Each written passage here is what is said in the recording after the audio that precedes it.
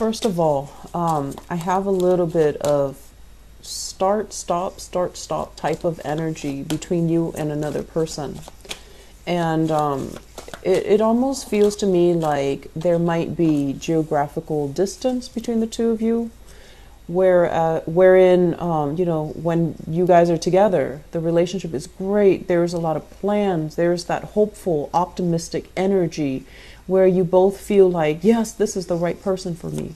And then when you're apart, you're kind of caught up in your own life. They're caught up in their own life. And then, there's the relationship feels like it's stalled, or there's almost like lack of consensus about where are we headed? What are we planning to do? How do we get together? How can we remain in the same geographical location? Do I give up my job? Do you give up your job? And things like that. So I feel like some of you might be dealing with that sort of a start-stop energy. It might not even be the geographical distance, but it's just the idea of having different goals, having different plans. One person might want to live in the city. The other person wants a house, a ranch in the countryside. And so lifestyle changes, ideologies, what it means to have a family. You might not even agree on these things. So I feel like, there's this start-stop flow to the communication, into the plans between you and another person. I'm feeling as well, there's a lot of, it's almost like life for one person is accelerating and then life for the other person is stagnating. And that should not, make or break a relationship, but it can if the other person feels like they're outgrowing the relationship. So let me talk about this. I don't feel that this is you. I feel like this is somebody that you're dealing with. We have here this is the Knight of Cups, okay? Knight of Cups. The Knight of Cups is somebody that can be very sweet, can be very charming, very, very likable. And for whatever reason, I feel like this is somebody that likes to cook for you, that likes food, that likes, drink, that likes a good life, and that likes, the luxuries in life as it relates to fine dining, as it relates to food, as it relates to like making sure that you're well fed, okay? When it shows up in the reverse position, it's somebody who is, it's hard to have an emotional connection with them. So they might be running on empty. They might not be the most emotionally introspective person that you've ever come across. And I feel like this is an energy of a person. So this is a water sign. And I also feel like it might be, their sun, their moon, or their rising, not just their sun sign.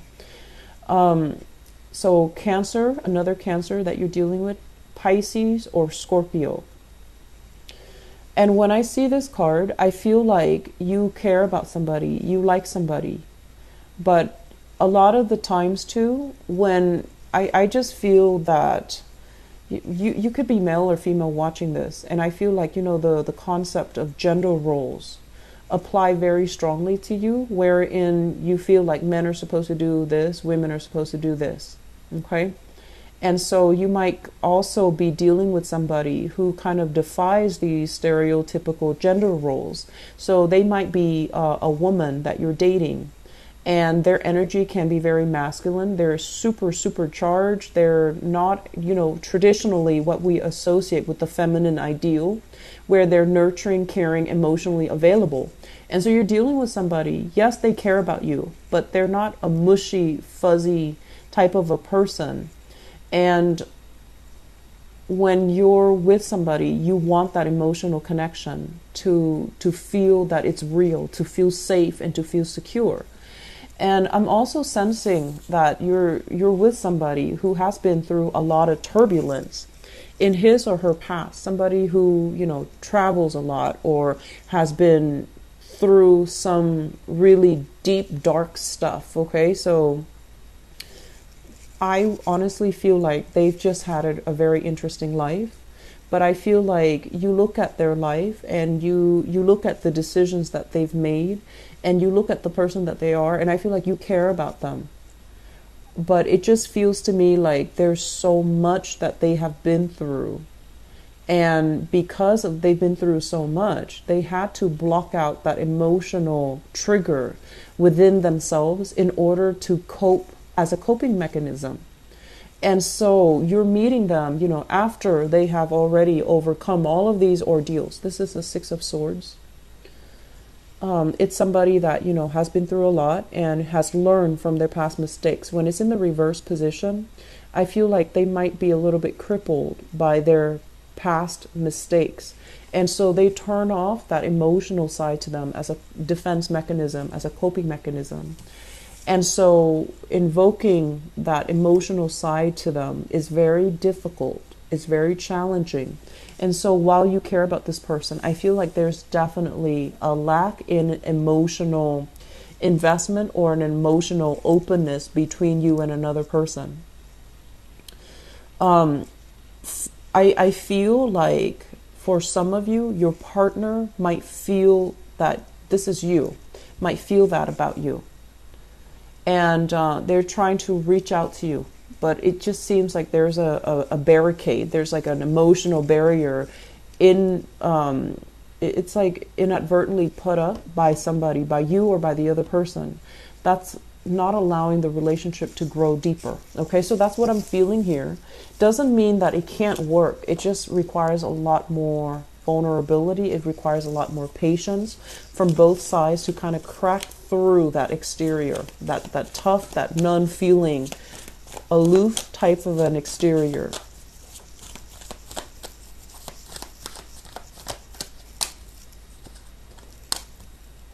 Oh, you're coming out again.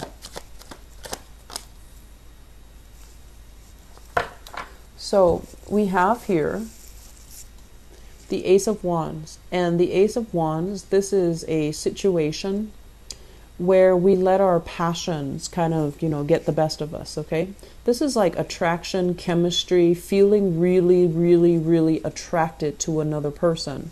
When it's in the reverse position, it's sort of like feeling that physical connection with them, but not feeling anything else, okay? And then, choosing to go with it, feeling like, oh, maybe that's enough. Maybe I just really want this person. I'm attracted to them. I have the hots for them and they like me and they make me feel wanted and needed. So even if it's temporary, I feel like some of you are dabbling in one night stand, short-term love affairs. Some of you might have already done this in the past where there were, it's almost like you went out, had a really, really good time, and you're just like, even though the attraction is it's very physical, and there isn't that emotional investment, you still got involved with that person. And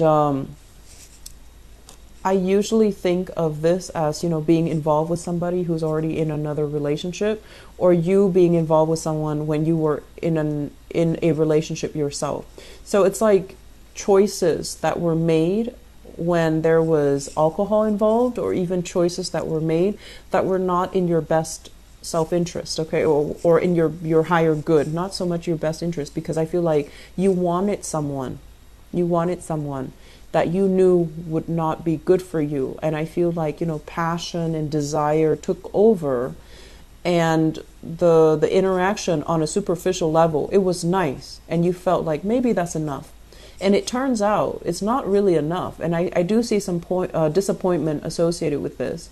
And I also feel as well, there might have been other messy entanglements as a result of getting involved with this person. You might have the same group of friends. You might have to see them again.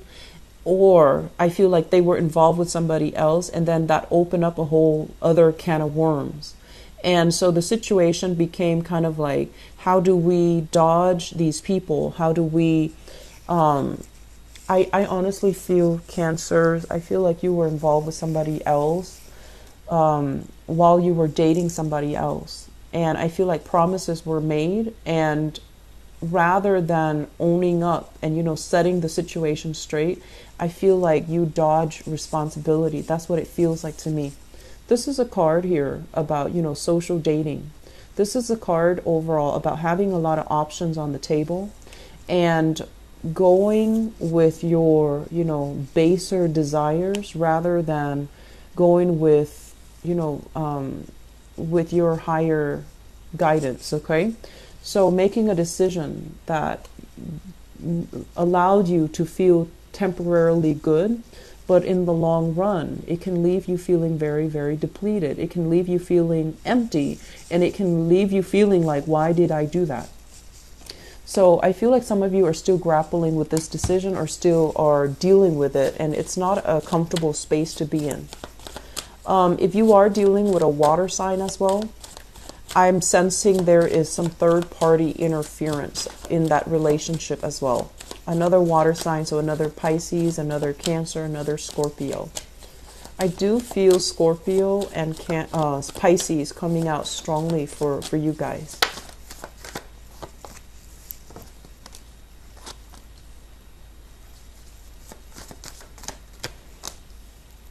Okay.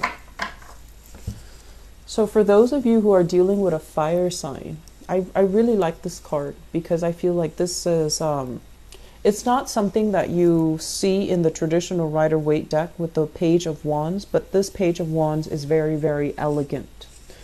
I like the depiction of it. So first of all, we have a fire sign. This is the Page of Wands, Sagittarius, Aries, or Leo.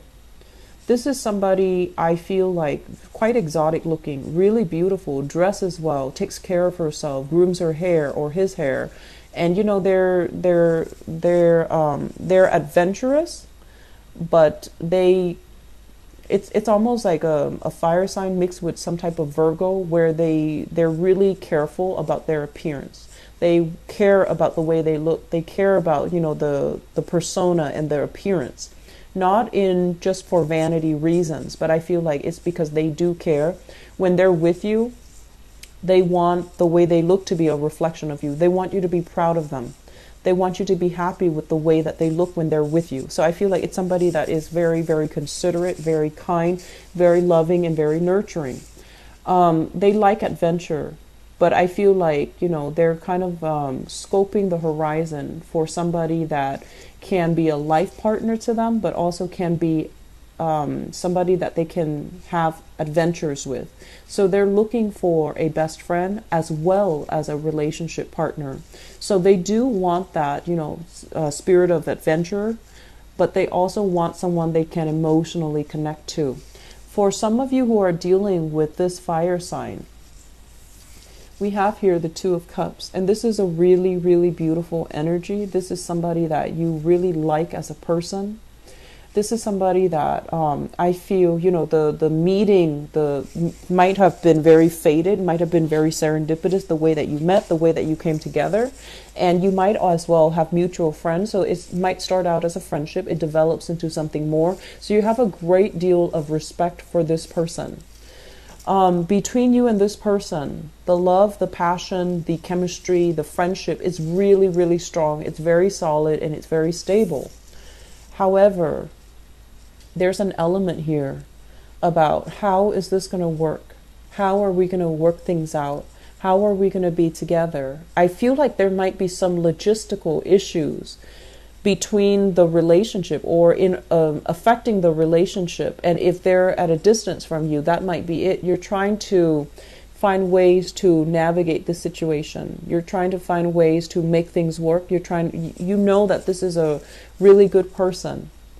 And usually, you know, they're fire, you're water. So there's an element here about needing to really know each other in order to make things be a lot more harmonious, in order to understand what the other person means, and in order to ensure the long-term longevity of the relationship. When it comes up in the reverse position, I also feel Cancers, you might be hiding something from this person.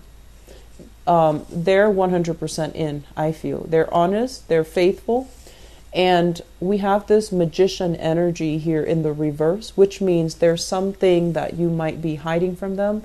There are some things that you're not sure about, but you enjoy the interaction between the two of you.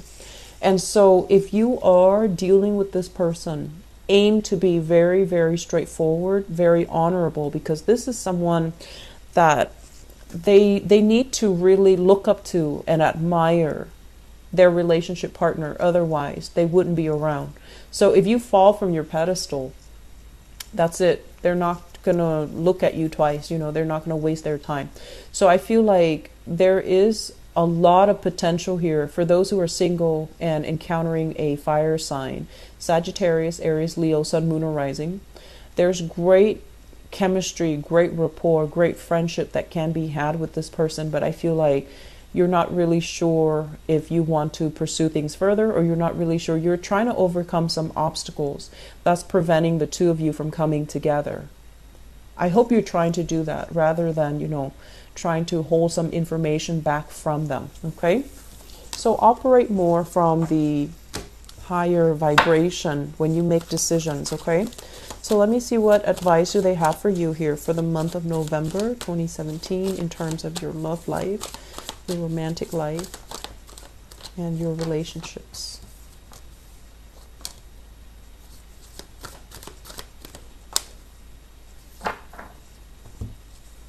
So we have here the devil, and the devil is a situation where we're kind of like stuck in a situation that's not entirely healthy, or guided or tempted by baser desires. Okay, and I feel like this is what if we're talking about advice, this is their advice for you.